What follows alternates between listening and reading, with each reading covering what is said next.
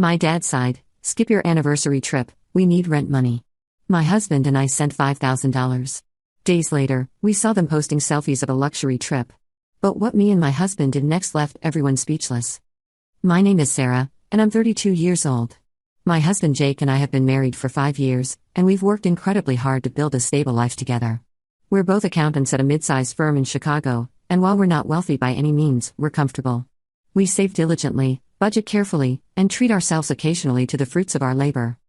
My parents, Linda and Robert, are in their early 60s. They live about 2 hours away in a small town in Indiana. Growing up, money was always tight in our household. My dad worked in manufacturing until the plant closed down about 8 years ago, and he's been bouncing between odd jobs ever since. My mom works part-time at a local grocery store. I've always tried to help them when I could because despite everything, they raised me with love and did their best. This story begins 3 months ago, right before our 5th wedding anniversary.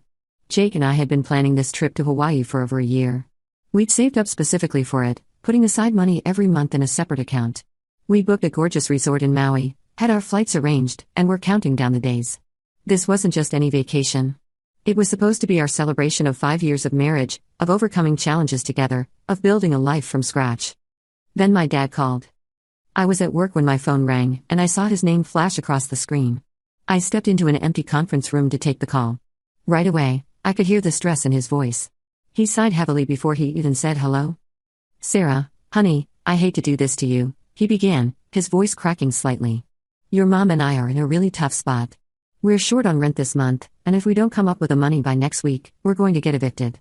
I know you and Jake have your anniversary trip coming up, but is there any way you could help us out? We need about $5,000. My heart sank. $5,000 was exactly what we'd budgeted for our entire Hawaii trip. I felt the familiar pull of guilt and obligation that had defined so much of my relationship with my parents. They'd struggled my whole life, and whenever they needed help, I was the one they called. "Dad, that's a lot of money," I said carefully. "What happened? I thought you guys were managing okay." "The car broke down last month, and we had to use the rent money to fix it," he explained. "Then your mom had some medical bills come through. It's just been one thing after another. We wouldn't ask if we had any other option. We've already borrowed from your Uncle Tom, and we can't go back to him." I closed my eyes, feeling the weight of the decision pressing down on me. "Let me talk to Jake," I told him. "I'll call you back tonight." When I got home, Jake was in the kitchen making dinner. I told him about the call, and I watched his face fall. He'd been so excited about this trip. We both had been. But Jake is one of the kindest people I've ever met, and he loves my parents. "What do you want to do?" he asked, stirring the pasta with a wooden spoon. "I don't know if we have a choice," I said quietly. "If they get evicted, where will they go?" "They're my parents, Jake." He nodded slowly. "Then we'll send them the money. Hawaii can wait. We'll plan another trip next year." I felt tears prick my eyes. "Are you sure? You've been looking forward to this for so long." "We both have," he said, pulling me into a hug. "But your parents need us. That's more important than a vacation. We can always reschedule." That night, I called my dad back and told him we'd help. The relief in his voice was palpable. He thanked us profusely, promising he'd pay us back as soon as he could. The next morning, Jake and I went to the bank and transferred $5,000 to my parents' account. We canceled our resort reservation, our flights, everything. The cancellation fees meant we lost about $800 that wasn't refundable, but we accepted it as part of helping family. My dad called the day he received the money, his voice thick with emotion. "You saved us, sweetheart. I promise we'll make this right. You and Jake are angels." For the next few days, I felt okay about our decision. Yes, I was disappointed about Hawaii, but I convinced myself we'd done the right thing. We spent our anniversary weekend in Chicago instead, going to a nice dinner and watching movies at home. It wasn't Maui, but it was still nice. Then, 5 days after we'd sent the money, I was scrolling through Facebook during my lunch break. My mom had posted something new, and I clicked on it without thinking much about it. What I saw made my blood run cold. There was my mom, grinning widely in a photo, standing in front of what was clearly a luxury resort. The caption read, "Finally getting that vacation we've been dreaming about. Celebrating life at the Grand Cascades Resort in Scottsdale. Sometimes you just have to treat yourself." I sat frozen at my desk, staring at the screen. I clicked through the album. There were more photos. My dad in a fancy restaurant, holding up a glass of wine. My mom lounging by an infinity pool. Both of them on a golf cart with pristine golf courses in the background. Another photo of them dressed up for what looked like a resort show or entertainment. I felt like I'd been punched in the stomach. I looked up the Grand Cascades Resort. Room rates started at $400 per night. The pictures showed a 5-star luxury experience. This wasn't some budget motel. This was exactly the kind of vacation Jake and I had sacrificed. My hands were shaking as I called Jake. "You need to check my mom's Facebook right now," I told him. I heard him typing, then a long silence. "Are you seeing what I'm seeing?" He finally asked, his voice tight. "They used our money," I said, and my voice cracked. "They used the money we gave them for rent, and they went on a luxury vacation." "Sarah, I'm so sorry," Jake said. "What do you want to do?" "I don't know," I whispered. "I need to think." I couldn't concentrate for the rest of the day. I kept looking at those photos, feeling more betrayed each time. My parents hadn't just lied to me. They'd manipulated me into giving them money under false pretenses. They'd used my love for them and my fear of them being homeless against me. And they'd stolen not just our money, but our anniversary trip, our plans, our dreams. I started thinking back through the years, and suddenly, patterns I'd never questioned before began to make sense. There was the time 3 years ago when my dad called saying they needed money for emergency dental work. I'd sent $1,200. 2 weeks later, I saw photos on Facebook of a brand new riding lawn mower in their garage. When I asked about it, my dad said a neighbor had given it to them. At the time, I believed him without question. Then there was the Christmas before last when my mom said they couldn't afford presents for anyone because their property taxes had gone up unexpectedly. I'd felt so bad that I'd sent them $500 and bought all the gifts for my younger cousins myself, signing the tags from Linda and Robert. The next month, I'd seen them post about a weekend trip to a bed and breakfast. Romantic getaway. My mom had captioned it. I convinced myself they'd gotten a great deal or maybe won a contest. The memories kept flooding back. The time they needed money for a new water heater, and I later learned from my uncle that their water heater was fine. The time they said their car insurance had doubled and they needed help paying it, only for me to see them posting about season tickets to the local baseball team. Every time, I'd made excuses for them in my head. I'd rationalized it. I'd told myself they deserved small pleasures even when struggling. But now I saw it clearly. This wasn't a one-time mistake. This was a pattern of behavior, a calculated system they'd perfected over years. They knew exactly which buttons to push, exactly how to make me feel guilty enough to help without asking too many questions. I called my best friend Monica during my lunch break, my voice shaking as I told her everything. Monica had known my parents since we were kids. She'd grown up in the same neighborhood. "Sarah, I hate to say this," Monica said carefully, "but I'm not surprised. My mom lent your parents money about 6 years ago. They said they needed it for medical bills after your mom supposedly had some procedure done. My mom never got paid back, and she never told you because she didn't want to put you in an awkward position." "What?" I felt like the ground was shifting beneath me. "Your mom too?" "Sarah, I think a lot of people know. They just never said anything because they didn't want to upset you. Everyone knows how much you love your parents and how hard you try to help them." I felt sick. "How many people, Monica? How many people has my family borrowed from and never paid back?" "I don't know exact numbers," she said gently. "But enough that it's known. There's a reason they've had to move to different churches over the years. People catch on eventually." After I hung up with Monica, I sat in my car in the parking lot and just cried. I wasn't just crying about the money anymore. I was crying about the years I'd spent defending them, making excuses for them, feeling guilty for having a stable life when they struggled. I was crying because I realized my entire relationship with my parents had been built on manipulation and lies. When I got home, Jake was already there. He'd left work early. We sat on the couch together, and I finally let myself cry. Not just about the money, but about the betrayal. About the fact that my own parents had looked me in the eye, told me they were about to be evicted, and then used the money I'd sacrificed for them to go on vacation. I told Jake everything I'd remembered, everything Monica had said.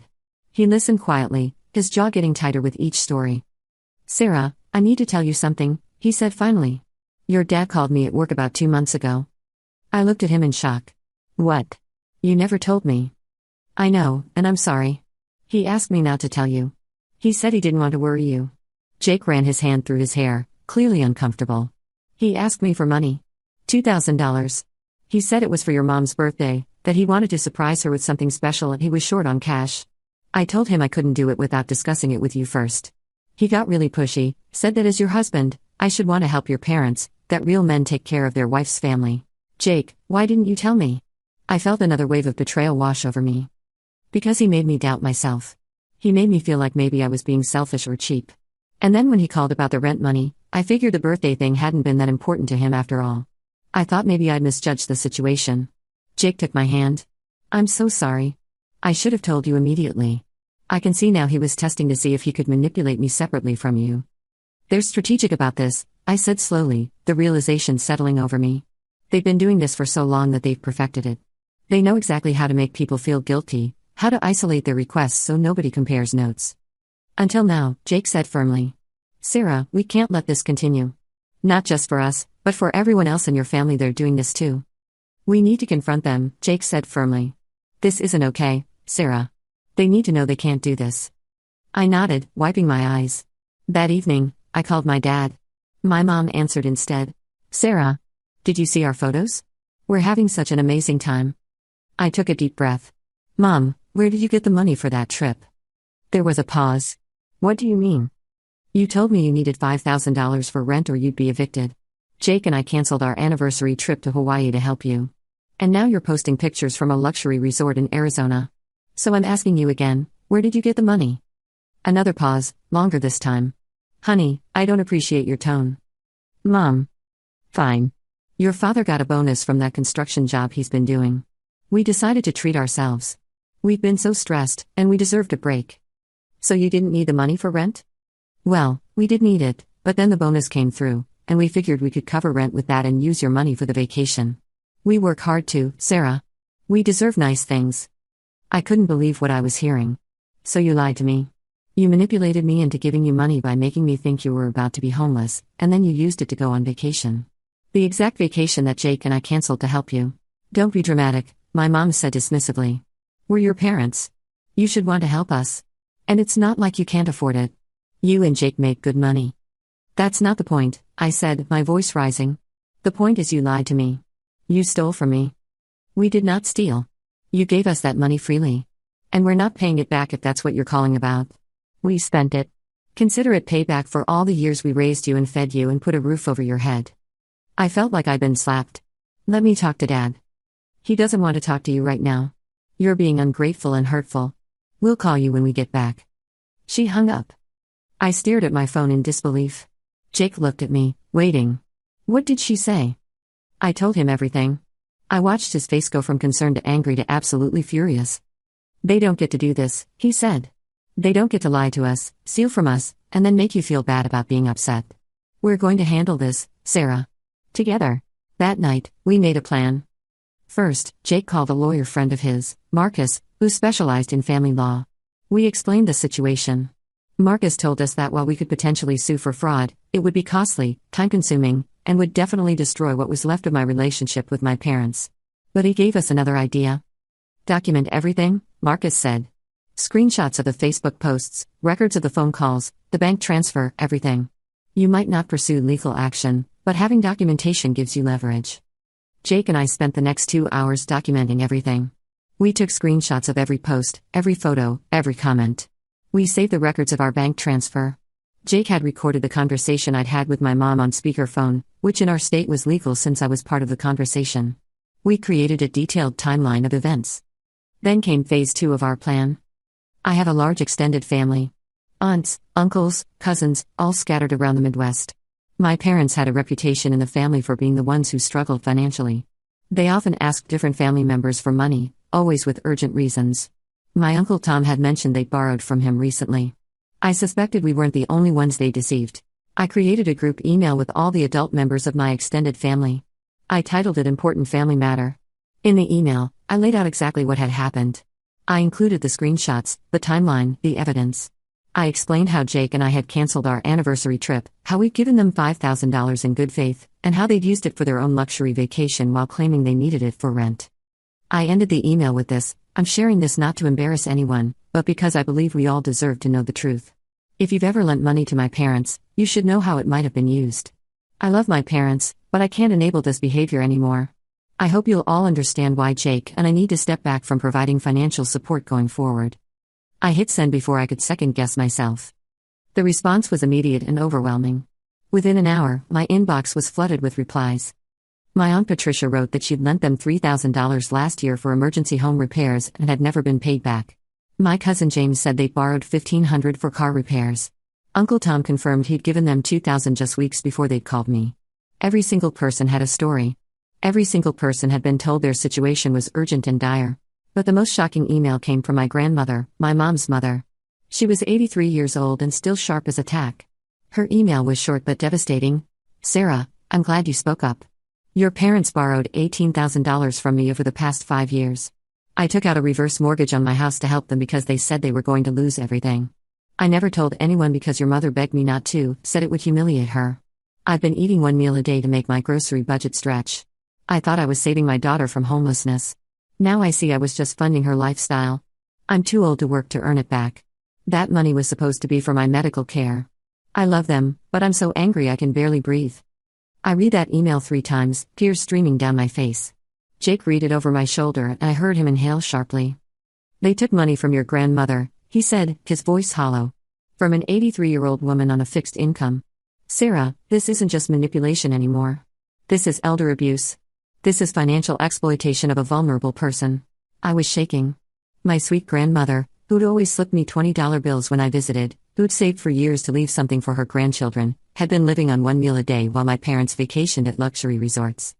I called my grandmother immediately. She answered on the second ring. Grandma, I just read your email. I'm so sorry. I had no idea. Oh honey, how could you have known? They were very careful. Your mother would call me crying, saying they'd lost everything, that they had nowhere to turn. She's my daughter. What was I supposed to do? My grandmother's voice cracked. I gave her everything I could spare, and then some. I thought I was being a good mother. You were being a good mother, I said firmly. They took advantage of your love. That's on them, not you. I should have known better, she said softly. There were signs. The new clothes, the dinners out, the trips. But every time I questioned it, your mother had an explanation. Someone had given them gift cards, or they'd gotten an unexpected tax refund, or someone owed them money and finally paid them back. I wanted to believe her. Grandma, we're going to fix this. I promise you, we're going to make sure they can't do this to anyone else. After I hung up, Jake and I looked at each other. The situation had escalated beyond anything we'd imagined. This wasn't just about our Hawaii trip anymore. This was about systemic financial abuse of multiple family members, including a vulnerable elderly woman. We need to document the extent of this, Jake said. Not just our story, but everyone's. We need to show the pattern. We created a spreadsheet. We reached out to every family member who'd responded and asked them to provide details, dates, amounts, the reasons they were given, whether they were ever paid back. By the end of the evening, we had a comprehensive document that showed my parents had borrowed over $48,000 from family members over the past 6 years. Not a single person had been paid back a single cent. The excuses formed their own damning pattern: medical emergencies, car repairs, rent money, utility shutoffs, property taxes, emergency home repairs, helping a friend in need. The same excuses cycled through different family members in different years. And every time someone got suspicious or stopped giving, my parents would simply move to the next person on their list. This is organized fraud, Jake said, staring at the spreadsheet. This isn't just bad money management or desperation. This is calculated, premeditated financial abuse. I thought about confronting them differently now. This wasn't just about making them feel bad or embarrassed. They needed to understand the real harm they'd caused, particularly to my grandmother. The family group chat on Facebook, which had been relatively quiet, suddenly exploded. People were angry. People felt betrayed. My parents had systematically gone through our entire family, manipulating everyone's goodwill and love. My Uncle Tom wrote in the family chat, "Linda and Robert, you need to address this. This behavior is unacceptable." My mom responded within minutes, "Our financial situation is private. Sarah had no right to share this with everyone. We're being attacked by our own family." But it was too late. The truth was out there. People started doing what I'd done, looking through my parents' social media. They found other luxury purchases. A new flat-screen TV. Expensive dinners at steakhouses. Designer handbags. All while claiming poverty to anyone who would listen. My dad finally called me, but I didn't answer. He left a voicemail. His voice was angry. "You had no right to humiliate us like this. You've turned the whole family against us. What kind of daughter does this to her parents?" I listened to the voicemail on speaker so Jake could hear. He left 2 more after that. The second one was more defensive. "We didn't force anyone to give us money. Everyone gave willingly. If they want to make a big deal about it now, that's their problem. We don't owe anyone anything." The third voicemail was from my mother, and it was vicious. "You ungrateful little witch. After everything we did for you. After we raised you and sacrificed for you. This is how you repay us? By dragging our names through the mud? Don't bother calling us. You're dead to us. You and that husband of yours can rot." Jake's face went pale as we listened. "Sarah, I'm so sorry." Don't be, I said, and I was surprised to find I meant it. This is who they really are. I just never let myself see it before. They're showing me exactly what they think of me. I'm only valuable to them as a source of money. The second I stop providing that, I'm worthless to them. That night, my grandmother called me again. She'd seen the voicemails my parents left me because my mother had called her too, leaving similar messages about what a terrible granddaughter I was. My grandmother was appalled. That's not how parents speak to their children, she said, her voice shaking with anger. That's not how anyone speaks to family. Sarah, I want you to know I'm proud of you for speaking up. I was too ashamed to tell anyone what was happening to me. I thought it was my fault somehow, that I should have been smarter with my money. Grandma, none of this is your fault. I know that now. And I want to help. I've been thinking about what we can do. I have documentation of every check I wrote them, every bank transfer. I kept records because I thought someday they'd pay me back and I wanted to be fair about the amounts. I want to add my information to whatever you're compiling. We talked for another hour. My grandmother told me stories I'd never heard before. About how my mother had always been entitled, even as a child. How she'd stolen from her own siblings, borrowed things and never returned them. How my grandfather, before he died, had cut her out of his will because he didn't trust her with money. How my grandmother had secretly given my mother her inheritance anyway because she felt guilty about the will. I enabled her, my grandmother admitted. I made excuses for her behavior. I told myself she'd grow out of it, that motherhood would change her, that hard times had made her desperate. But the truth is, this is who she's always been. I just didn't want to admit it. I felt a deep sadness hearing this. My mother's behavior wasn't new. It wasn't caused by financial hardship or bad luck. This was a pattern that had existed for decades, and people had been covering for her, making excuses, enabling her, just like I had been doing. We're breaking the cycle, I told my grandmother. No more enabling. No more excuses. They need to face real consequences for once. Jake squeezed my hand as I said this. After I hung up with my grandmother, he pulled me close. You know they're going to escalate, he said quietly. People like this don't just accept consequences. They fight back. He was right. Over the next 2 days, my parents launched a campaign to paint themselves as the victims. My mother posted on Facebook about how she and my dad were being viciously attacked by ungrateful family members. She claimed we were all ganging up on them because we were jealous of their happiness. She said the family had always looked down on them for being poor, and now that they were finally able to enjoy life a little, we couldn't stand it. The post got a few sympathetic comments from friends who didn't know the full story. But then family members started responding with facts. My Aunt Patricia posted, Linda, you borrowed $3,000 from me for emergency home repairs and used it to buy a hot tub. That's not jealousy. That's fraud. My cousin James wrote, you borrowed money from me for car repairs. Your car was fine. You spent it on a weekend in Nashville. I have the Facebook photos to prove it.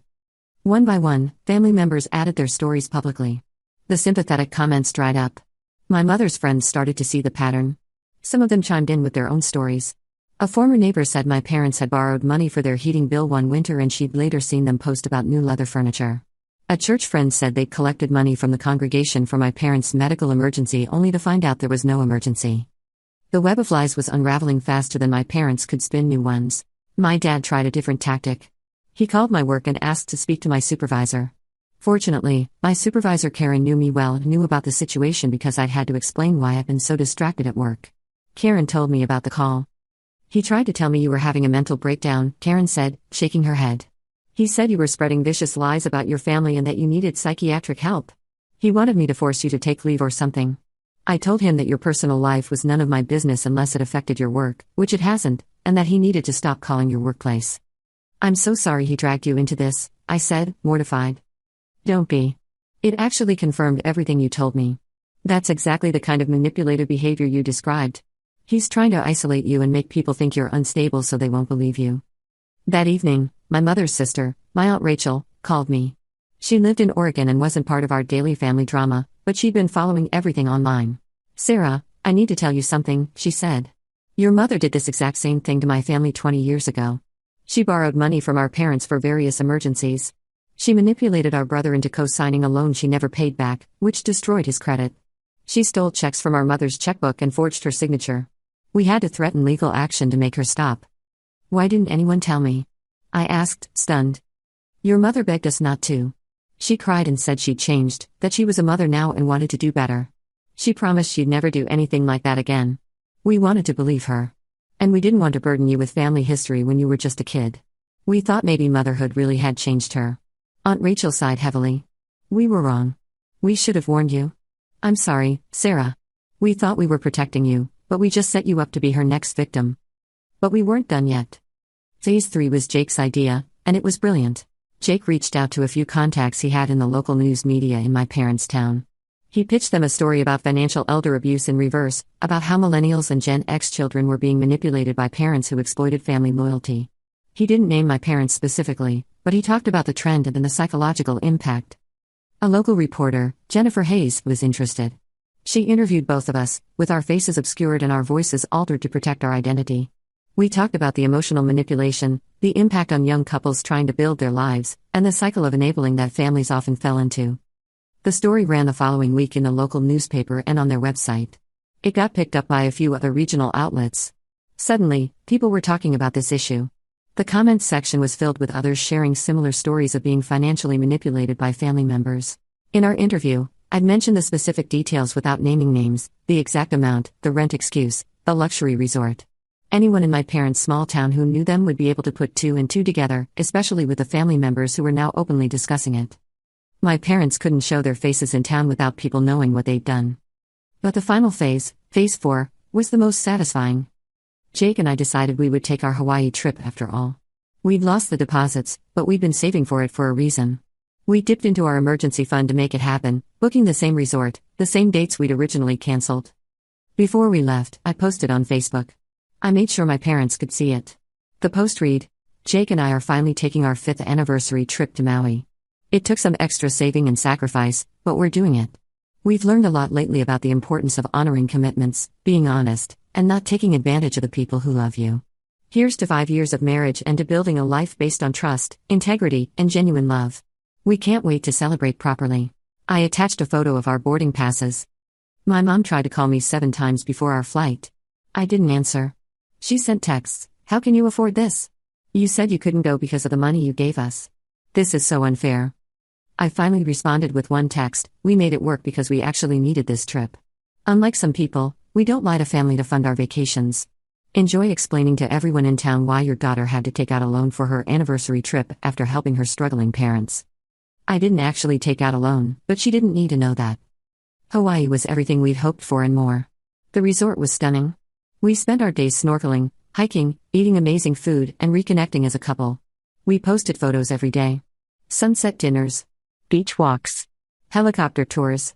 Everything my parents had stolen from us, we were experiencing now, and we made sure everyone could see it. One evening, as Jake and I watched the sunset from our balcony, my phone buzzed. It was a message from my cousin Emily, who I'd always been close to growing up. Sarah, I need to tell you something. Your mom called me today. She's trying to get people to lend her money to fix things with the family. She said she wants to pay everyone back but doesn't have the money to start. She asked me for $10,000. Said you'd ruined her reputation and now she has no choice but to borrow more to make things right. I told her no and thought you should know. I showed Jake the message. He shook his head in disbelief. They're doing it again, he said. Even now, even after everything, they're still trying to scam people. They're using the consequences of their actions as a new excuse to manipulate people. They'll never change, I realized aloud. They'll never take real responsibility. They'll always find a way to make themselves the victim and someone else the solution to their problems. It was a sobering realization, but also a freeing one. I'd spent so much energy hoping they'd change, hoping they'd see what they were doing and choose to be better. But some people don't want to change. Some people are perfectly content to keep taking from others as long as those others keep giving. The next day, we did something spontaneous. We renewed our vows on the beach at sunset. It was just the two of us and a local officiant we found through the hotel. We didn't plan it or make a big deal of it. We just wanted to reaffirm our commitment to each other after everything we'd been through. Jake held my hands as the waves crashed behind us.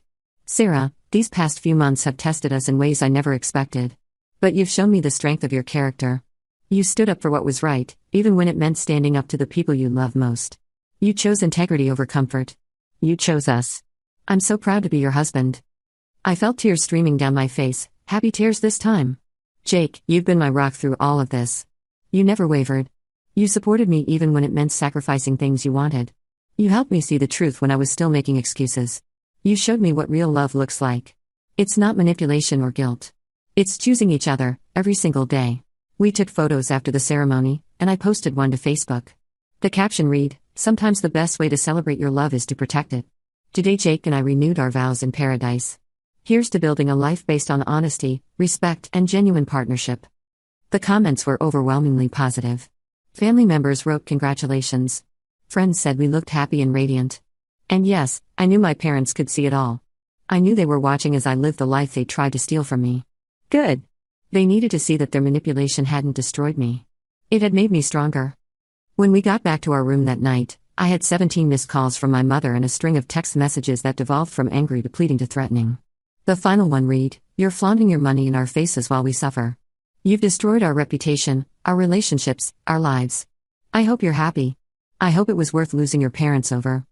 I blocked her number. I blocked my dad's too. Jake did the same. Is it weird that I feel relieved? I asked Jake as we sat on the balcony. Not at all, he said, pulling me close.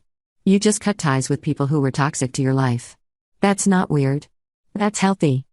The rest of our Hawaii trip was blissful. We hiked to waterfalls, took a sunset cruise, learned to surf, and ate at every restaurant we'd researched. We talked about our future, about the family we wanted to build, about the values we wanted to live by. We talked about how we'd handle money with our own kids someday, how we'd teach them about boundaries and healthy relationships. On our last night in Maui, Jake surprised me with a gift. It was a beautiful journal with a leather cover. For writing down the truth, he said. For remembering this experience, the good and the bad. For processing everything that happened. And for reminding yourself that you survived it. I started writing in that journal that very night, sitting on the balcony as the ocean breeze played with the pages. I wrote about the betrayal, the hurt, the anger. But I also wrote about the strength I'd found, the boundaries I'd established, the love that Jake and I had protected. I wrote about the lessons learned and the person I wanted to be going forward. The comments on our posts were overwhelmingly supportive. Family members wrote things like, "You too deserve this." And "So happy you made it happen." Everyone knew the subtext. When we returned home, refreshed and reconnected, there was a letter waiting for us. It was from my parents, handwritten by my dad. The letter was long, but the gist was this: they were sorry. They admitted they developed a pattern of borrowing money they never intended to pay back.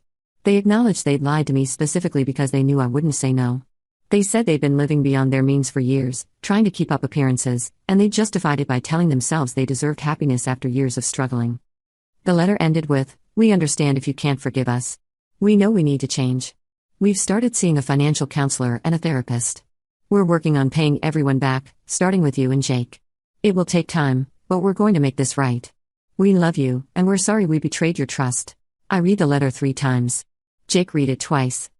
"Do you believe them?" he asked. "I don't know," I admitted. "But I know I can't go back to the way things were. They broke something, Jake. They broke the trust. So what do you want to do?" I thought about it for a long time. I want to give them a chance to prove they've changed, but at a distance. No more money, no matter what the excuse is. If they truly want to repair this relationship, it has to be on different terms. I wrote them back. I thanked them for the apology but told them that our financial relationship was over permanently. No more loans, no more gifts, no more bailouts. If they wanted to be in our lives, it would have to be without the expectation of money. I told them I needed time and space, and if they respected that, maybe eventually we could rebuild something. Months have passed since then. My parents have been making small payments back to various family members. From what I hear through the family grapevine, they really are seeing a financial counselor. They've downsized their lifestyle significantly. They sold some of their luxury items. They've reached out a few times, always respectfully, never asking for anything. My dad sent flowers on my birthday with a simple card that said, "Thinking of you. Love, Dad." My mom sends occasional texts, just saying she hopes I'm doing well. I'm not ready to fully reconcile yet. The betrayal cut too deep. But I can see they're trying, and that matters. As for Jake and me, we're stronger than ever. The whole experience taught us the importance of boundaries, even with family. We've started a new savings account for our next anniversary trip, and this time, nobody knows about it except us. The family dynamics have shifted too. People are more cautious about lending money, more willing to say no. My Aunt Patricia actually thanked me for speaking up. She said she'd felt guilty for years about not being able to help my parents more, but now she realizes she was being taken advantage of. I still think about that phone call sometimes, my dad's voice sighing, telling me they needed rent money. I think about how quickly I agreed to help, how guilty I felt about having nice things when they were struggling. I realize now that I'd been conditioned my whole life to put their needs above my own, to feel responsible for their happiness and stability. I'm learning that loving someone doesn't mean letting them hurt you. It doesn't mean sacrificing your own well-being for theirs, especially when they're manipulating you. Real love requires honesty, respect, and boundaries. Jake sometimes asks if I regret exposing them to the family. Honestly? No. What they did was wrong, and hiding it would have just enabled more of the same behavior. They needed to face real consequences, and the family needed to know the truth to protect themselves. Did what Jake and I do next leave everyone speechless? I think so. Nobody expected us to document everything, to expose the pattern to the whole family, to get our story out there through the media, or to still take our Hawaii trip despite everything. My parents certainly didn't expect their lies to catch up with them so thoroughly. But the most important thing is that Jake and I stood up for ourselves. We refused to be victims. We set boundaries that protected not just us, but other family members too. And we showed my parents that actions have consequences. I hope they really do change. I hope the therapy and financial counseling work. I hope that someday we can have a relationship built on genuine love and respect, not manipulation and guilt. But even if that doesn't happen, I know Jake and I did the right thing. We protected our future, our marriage, and our self-respect. And sometimes, that's the most important thing you can do. The photos from our Hawaii trip are framed in our living room now. Every time I look at them, I don't just see beautiful beaches and sunsets. I see the moment we chose ourselves. I see the moment we decided we deserved honesty and respect. I see the beginning of a new chapter, one where love doesn't require sacrifice of our own dignity. And that view is even better than any sunset in Maui.